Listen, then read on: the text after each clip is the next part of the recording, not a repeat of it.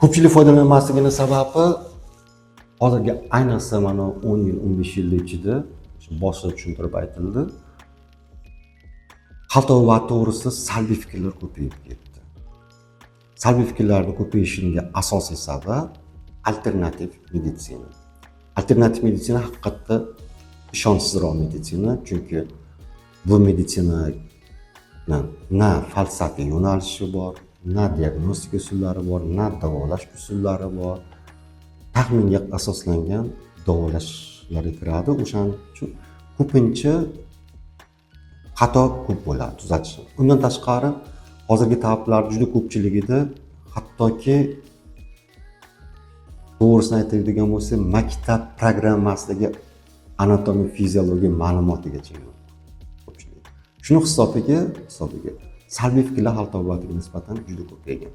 Lekin an'anaviy xalq tabobati, ya'ni qadimgi Misr, Gretsiya, Rim, Fors, Arab, Markaziy Osiyo, Xitoy, Hindiston, Tibet, mana shu maktablar tabobati, shu xalq tabobatlari to'liq ishonsa bo'ladi. Chunki bular xuddi hozirgi zamonaviy meditsinaga o'xshab falsafasiga, diagnostika, davolash usullariga ega xalq tabobatlari hisoblanadi. O'zi hozirgi meditsina paydo bo'lishidan oldin bu tabobatlar asosiy tabobat bo'lgan. Hozirgi zamonaviy meditsina ham uni g'arb yo'nalishidagi meditsina asosida kelib chiqqan. Ya'ni qadimgi Gretsiya, Misr, Rim, Fors, Arab, Markaziy Osiyo meditsinasi asosida hozirgi zamonaviy meditsina kelib chiqqan. Ya'ni Gippokrat, Galen, Ibn Sino.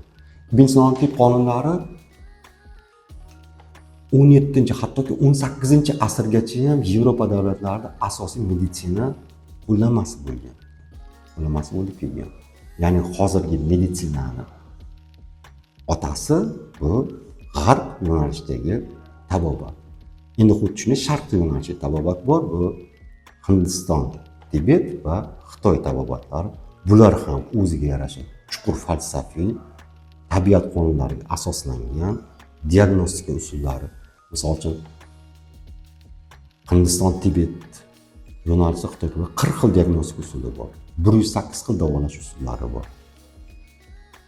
Shularga asoslangan xalq tabobatlar, bu tabobatlarga agar haqiqiy mutaxassis bo'lsa, to'liq ishonsangiz bo'ladi. Chunki qonun qoidaga asoslanib davolaniladi. Endi to'g'ri o'sha boya aytganimizdek alternativ meditsina, bu duoxonlik, qasidaxonlik, undan keyingisi ins jinslar bilan davolash, folbinlik, ekstraseanslik, yana urinoterapiya, magiya, bular o'sha alternativga muqobilga kiradi. Bu asosiy yo'q meditsinalardan hisoblanadi. Bunda ehtiyot bo'lishingiz kerak. Bizning tabobatimiz qadimgi sirli tabobat deyiladi. Bu qanday tabobat? Qadimgi sirli tabobat. Qadimgi sirli tabobat bu yo'q bo'lib ketgan tabobat, ya'ni insoniyat ilk davr paydo bo'lgan davrda bo'lgan tabobat. Xalq tabobati, ya'ni insoniyat ilk paydo bo'lgan davrda ilohiy kitoblarga Tavrot, Injil, Qur'on, yana Hindistondan kelgan Bhagavad Gita, Avesta kitoblarga ma'lumotlarga qaraganda u vaqtda insonlar 1000 yil yashashgan. 1000 yil.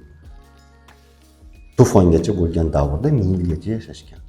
O'sha davrda insoniyatning qo'lida xalq tabobati bo'lgan. Va u yo'q ketgan.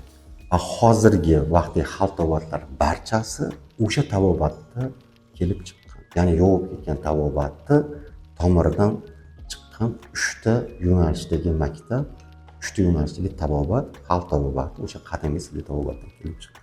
Uzoq yillar mehnat davomida 20 yildan oshiq vaqt tabobat bilan shug'ullanaman.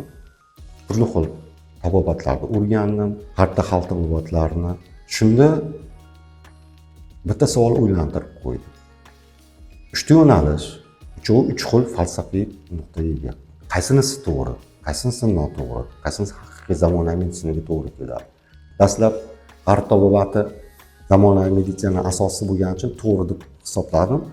Lekin Xitoy, Hindiston meditsinalarini o'rganda ham ular ham o'ziga yarasha falsafiy nimasiga qarab. Endi qanday bo'lishi mumkin? Bittasi g'arb yo'nalishi, g'arb maktabi 4 ta unsurga asoslangan. Hindiston, Tibet 3 ta unsurga, Xitoy tabobati 5 ta unsur. Qanday bo'lishi mumkin? Uzoq yillar izlangandan keyin yo'q, bular aslida bitta tabobatdan kelib chiqqanligi tushunib yetdim, o'rgandim, topdim. Bir-birlariga solishtirib ko'rgandan keyin qadimgi tabobat o'zi aslida 9 ta unsur bo'lar ekan. Mana shu 9 ta unsurga asoslangan.